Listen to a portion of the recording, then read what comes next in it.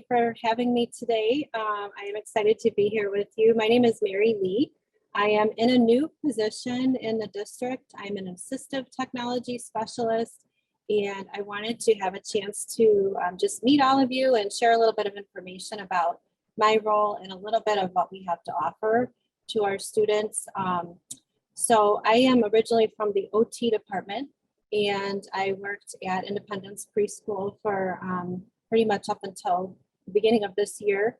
And all along I was doing some, hi Natalie, I was doing some assistive technology kind of in addition to my OT role.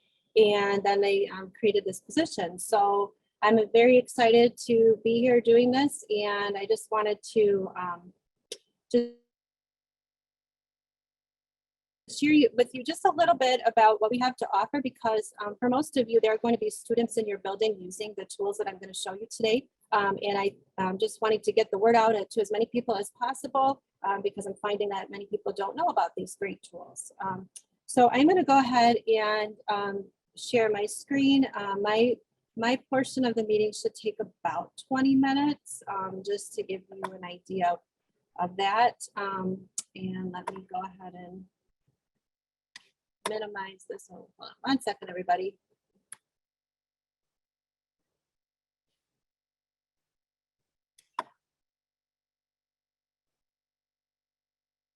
You all see my screen.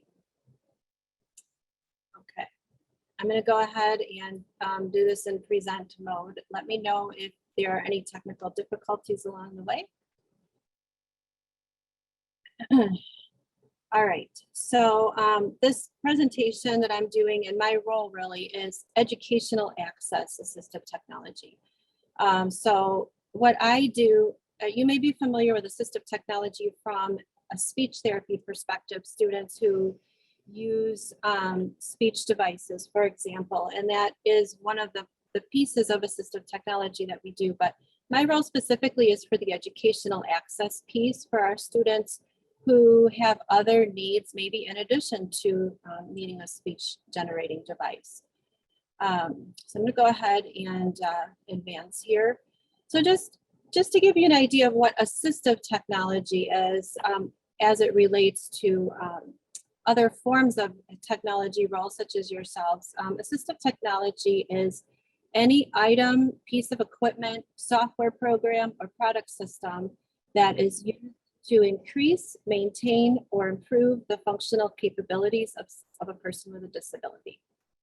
And that is taken from the website that I listed there, but that's our most common definition of assistive technology. And this can be, of course, used in conjunction with all the other forms of technology that we use for education. Specifically, the tools that I'm showing you today are used with students in our district who have an IEP or 504 and may need additional tools to access their education and their curriculum. And you'll see a little bit more of how that would apply as we go along here. The tools that I will be showing you today are called Co-Writer, which is word prediction, and it has speech to text also. And then Snap and Read, which primarily is used for text to speech, but it has some other really cool stuff too. So I'm going to get right into the demo here. In the slides that you have, there's a link to like little demo videos that you can watch as your leisure. But I'm just going to go ahead and just jump right into showing you how these work. So I think when I click on that, it'll bring me right into a Google Doc. So Co-Writer is the first one that I'm going to show you today. And this one is used for students who we started using Co-Writer actually about 20 years ago in the district. It was primarily used by the OT department for students who maybe had trouble with handwriting and needed a little something different after a while. But we have found that, of course, writing involves not only that motor portion, but also there's, the composition portion of that too. And our resource teachers have found this tool to be amazing in accessing what their students have to say when they have trouble getting it out, because it has word prediction as well as the ability to have the student speak and so voice to text. So these programs that I'm showing you today are Chrome extensions, and they are found in our U46 Chrome web store. And we have licenses for any student with an IEP or 504 who needs these tools. So anyway, so I'm in a Google Doc. I'm showing this to you here. It could be used in slides or other places where you write on your computer, but it lives up here on your toolbar. And I always tell the kids it looks like a brain or like a thought bubble. And you go ahead and click it on. Once they are set up with a license, you know, they would have access to this. And so I'm signed in. I see my name at the bottom. This ties to their Google account. And I just go ahead and turn that on. And hopefully all of you can see this box that popped up. So right now the box is blank, but once I start typing anything, it's going to predict based on the letters that I give it. So if I were to say today is Wednesday, and I start with the letter T, now it has all T words. And as I go along, it's starting to narrow down, you know, to possibilities there. And so what I can do now, if I want the word today, I can just go ahead and click on it.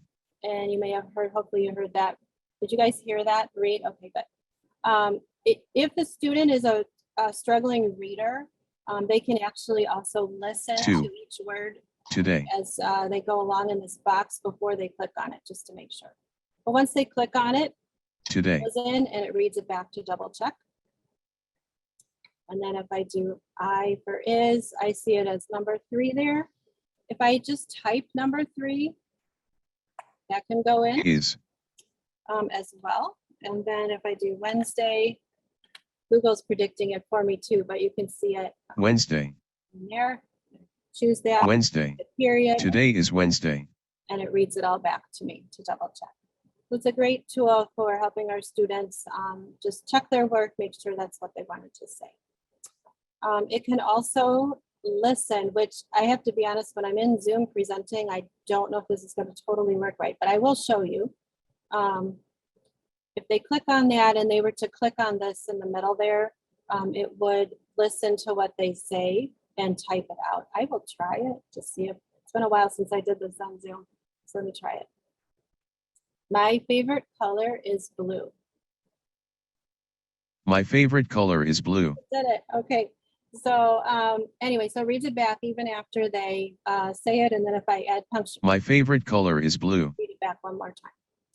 And then in terms of checking their work, they can also, if they've written a whole bunch of stuff, they can click on this speaker. Tell it where to start, just to click, and it will read. Today is Wednesday. My favorite color is blue. And the very last tool of Co-Writer I want to show you is this book right here, which is William Taft Topic Dictionary. Dog. See it. I've been working with a lot of 6th graders who are working on Greek gods as a topic that they've had to write about. So I'll just go ahead and turn that on. But you can pull in really anything from Google. It will create a topic of whatever you need. And if I go back to my words and I just hit the letter Z, you'll see Zeus comes up first. So just really helpful for narrowing down those words even faster on a particular topic. So that is the really fast run through of what Co-Writer is. Before I move on to our other program, are there any questions about this particular tool? All right. Well, you can always ask me questions later. You know how to reach me. I will go on to show you our other tool, which is called Snap and Read. I'm going to go ahead and turn off Co-Writer here.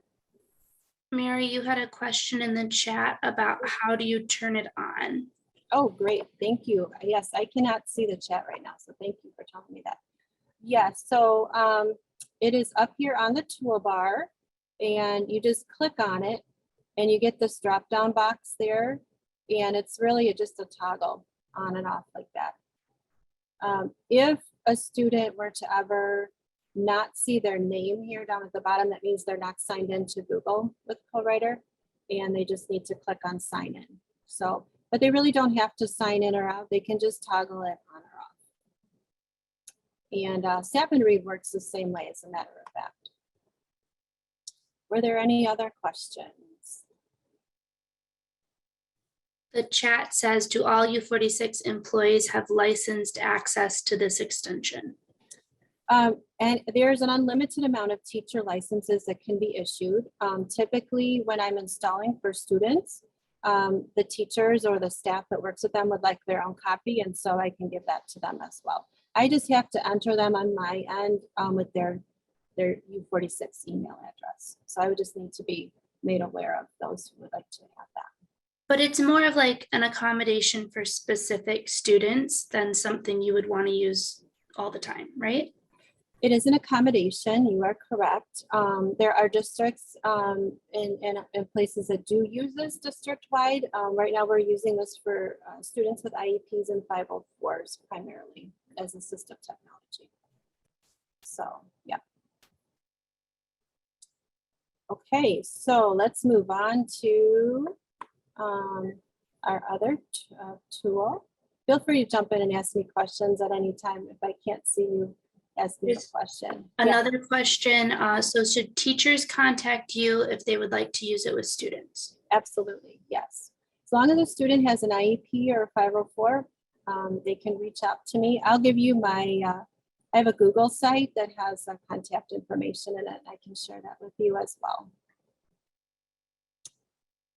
Okay, so I'm going to show you the other program. These are very often installed together. But you know, they don't have to be, but they do kind of go hand in hand for a lot of our students. This is called Snap and Read. And I'm demonstrating this on a website called Ducksters, which some of our students seem to be familiar with. When I show them, I use the same website with them.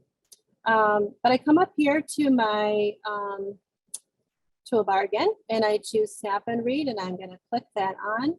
And now I have a toolbar down the side of my screen.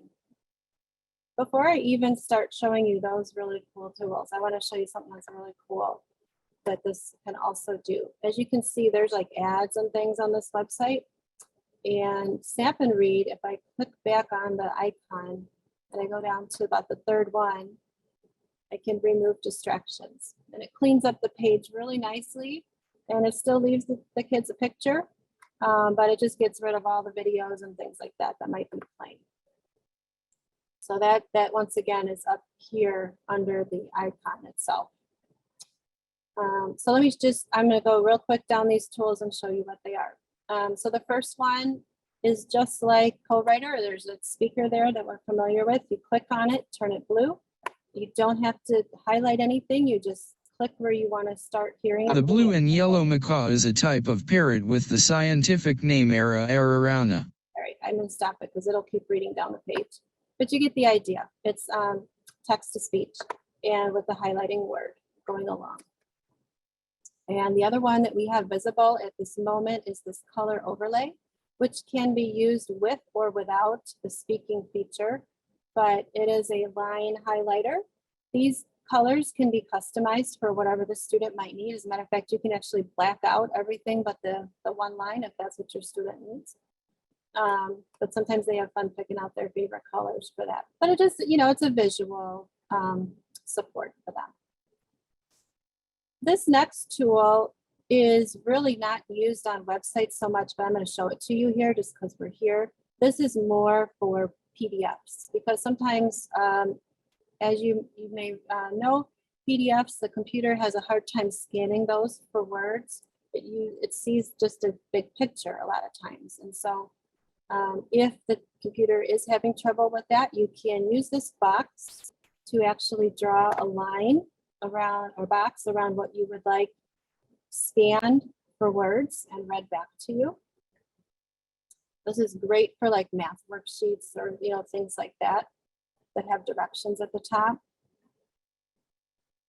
And it's thinking right. The blue and yellow macaw is a type of parrot with the scientific name Ararana.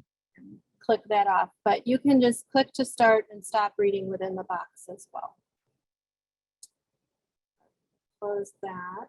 This next one, I'm going to hold off on that one for just a second. I'm going to jump down to this translate. This one is really neat as well. This one will translate what into, there's a lot of languages that are options in the option setting.